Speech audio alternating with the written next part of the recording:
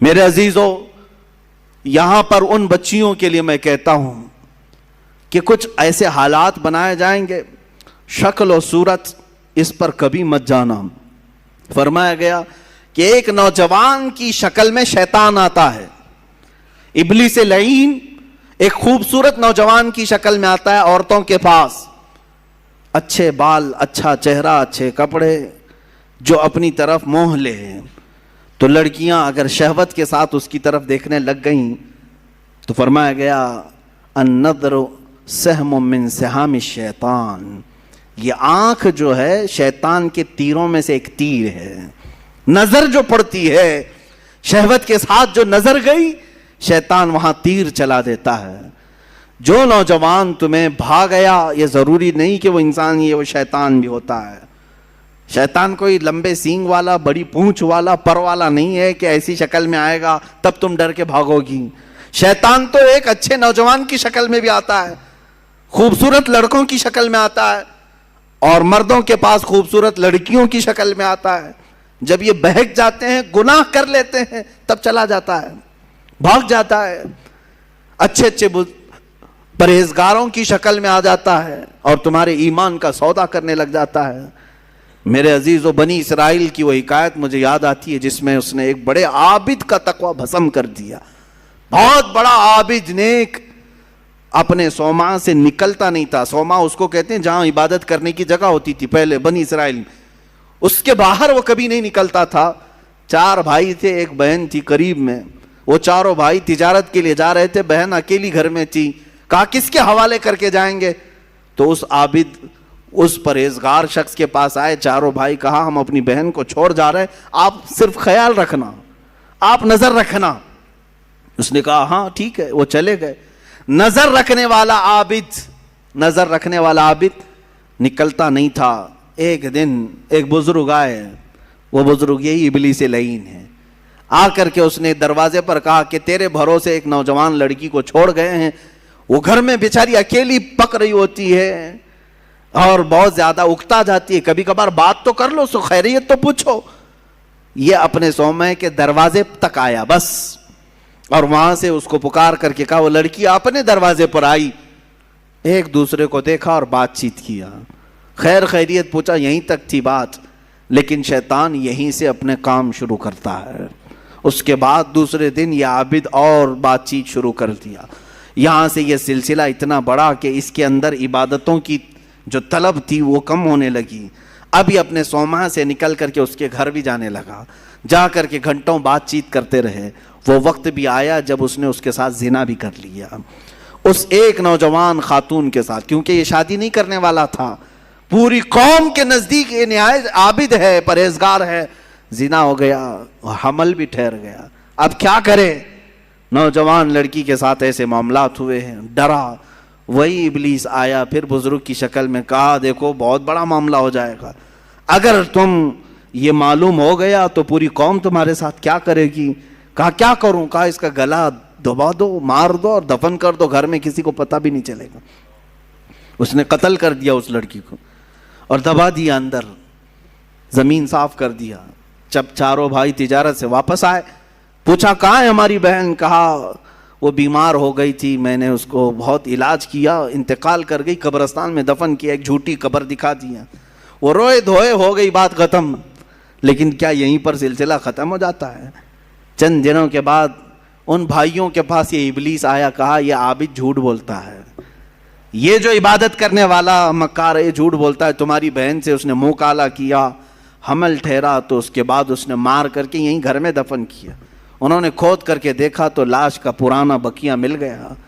اب وہ واویلا مچا کہ باہر آنے کے بعد اس کو صومعہ سے باہر کھینچا گیا، اس کے کپڑے پھاڑے گئے، اس کے بال نوچے گئے، منہ کالا کیا گیا، پورا گاؤں ٹوٹ پڑا، اس کا صومعہ توڑ ڈالے، اور اس کے بعد پھر اس کو پھانسی پر چڑھایا گیا۔ پھانسی پر جب چڑھایا گیا تب پھر ابلیس آیا، کہا کہ بہت بری حالت ہو گئی تمہاری، مجھے افسوس ہے، لیکن میں تجھے بچا سکتا ہوں، میں تجھے یہاں سے نکال سکتا ہوں، میرے پاس طاقت ہے۔ کہا کیا کرنا ہوگا بتا دے۔ اس ابلیس نے کہا بس تو یہ کہہ دے کہ تیرے لیے سجدہ جائز ہے، یعنی اپنے لیے کہا کہ تم مجھے یہ سمجھ لے کہ میں آزاد کروں گا تو تم مجھے سجدہ کرے گا. کہا ہاں بالکل کروں گا, سجدہ کروں گا. کفر کر دیا, اسی وقت اس کو پھانسی پر چڑھا دیا گیا. شیطان بھاگ گیا. جس کی ابتدا عبادتوں سے شروع ہوئی تھی, انہی نظروں کا دھوکہ تھا کہ کفر پر موت ہو گئی.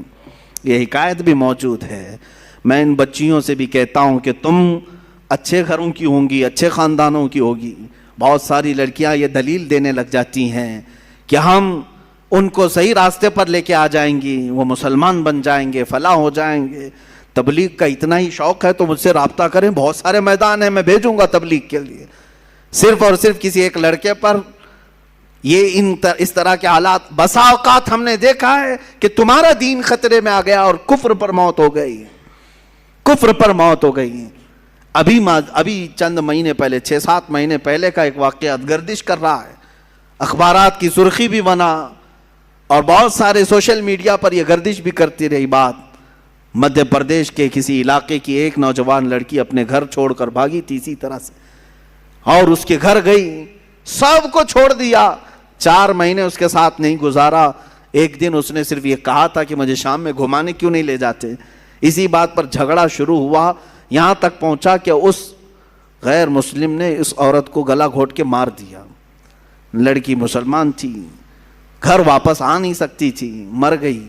اور رو دھو کر کے گھر والوں نے کہا کہ بیمار ہو گئی تھی, ہم نے وہی واقعہ ہوا. لیکن پولیس کو بعد میں شک ہوا, تفتیش شروع کی, 3rd ڈگری لگایا تو سب بول دیا. کہا کہ ایسا ایسا ہوا تھا اور میں نے مار دیا ہے, میں نے مار دیا ہے. عزیزان گرامی, پوسٹ مارٹم آنے کے بعد پتہ چلا 2 مہینے کے بعد کہ اس لڑکی کو انہوں نے اس طرح سے مار دیا تھا. میں ان بچیوں سے کہتا ہوں جو اپنے گھروں کی عزت کو لے کر کے نکل جاتی ہیں. آج میں اسی بات کی طرف آنا چاہتا تھا. آؤ تمہیں میں مثالی خواتین کی وہ زندگیاں بتاؤں جن کے اوپر مکہ والوں نے مظالم کے پہاڑ ڈھا دیے. کیا نہیں کیا.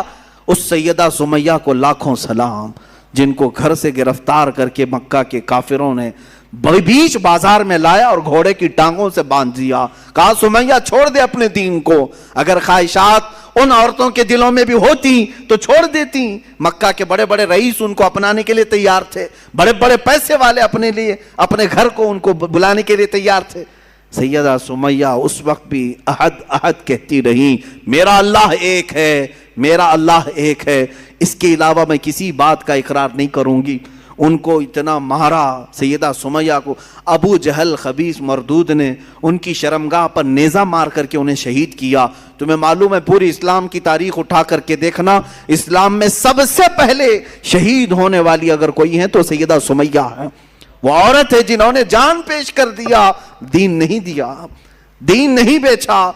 حضرت فقیہہ, حضرت نہدیہ, حضرت زنیرہ, یہ وہ صحابیات ہیں جو باندیاں تھیں یا غلام تھیں لیکن بہت ماری گئی ہیں, بہت تکلیف اٹھائی گئی. اب تک تم حضرت بلال حبشی کا ہی سنتے رہے نا, حضرت خباب کا سنتے رہے, حضرت نہدیہ کا سنو, حضرت زنیرہ کا سنو, حضرت فقیہہ.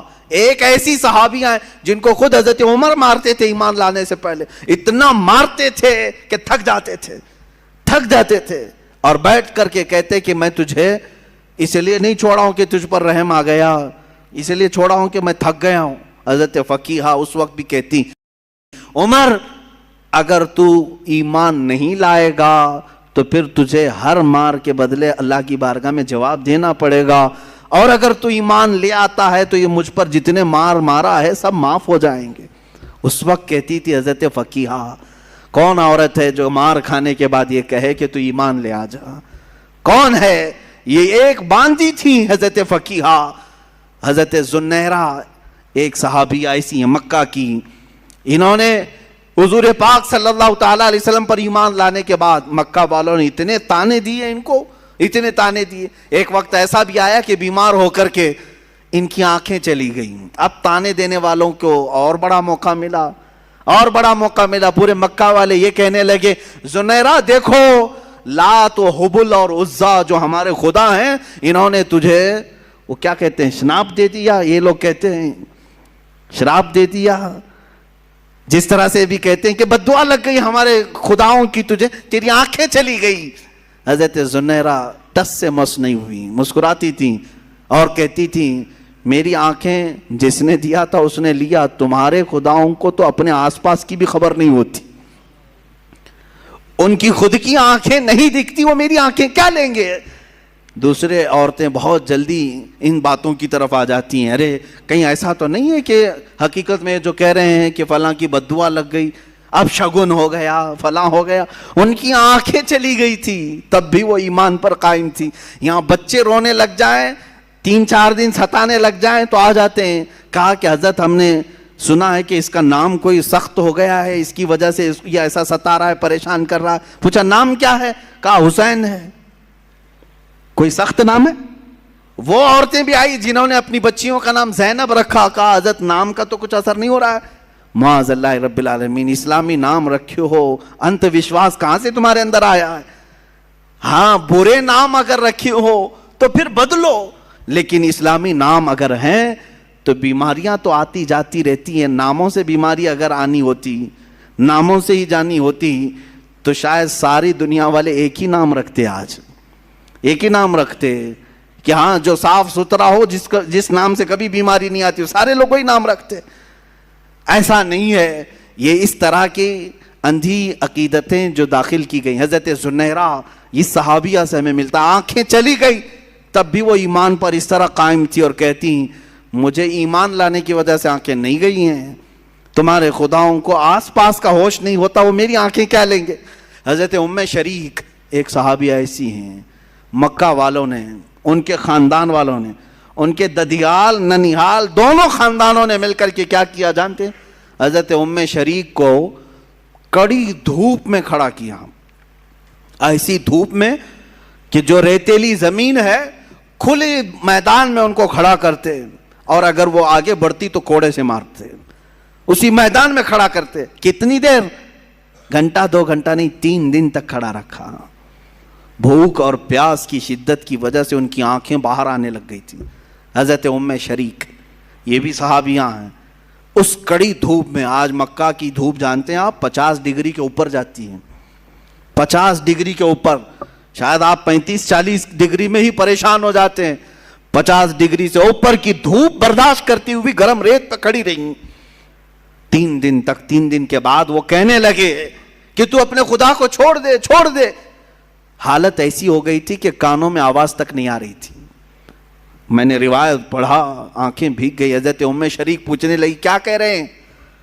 تو انہوں نے اشارہ کر کے کہا ایک کو جو تو مانتی ختم کر دے. کان سنائی نہیں دے رہے، آنکھیں باہر آ چکی ہیں، جسم تپ رہا ہے، پیروں میں چھالے پڑ گئے. تب وہ پکار کر کے کہتی اللہ احد، اللہ احد، اللہ ایک ہی ہے، ایک ہی ہے. کوڑے مار مار کر کے ان کو زخمی کر دیا تھا حضرت ام شریک رضی اللہ تعالیٰ عنہ کو. اور جانتے یہی وہ صحابیہ ہیں. حضرت ام سلیم، کتنی صحابیات کی میں بات تمہارے سامنے رکھوں. حضرت ام سلیم ایک وہ صحابیہ ہیں حضور پاک صلی اللہ علیہ وسلم جن کے گھر آرام کرنے کے لیے جاتے تھے. جو حضور پاک صلی اللہ علیہ وسلم دھوپ کے یا گرمی سے پسینے ہوتے تو وہ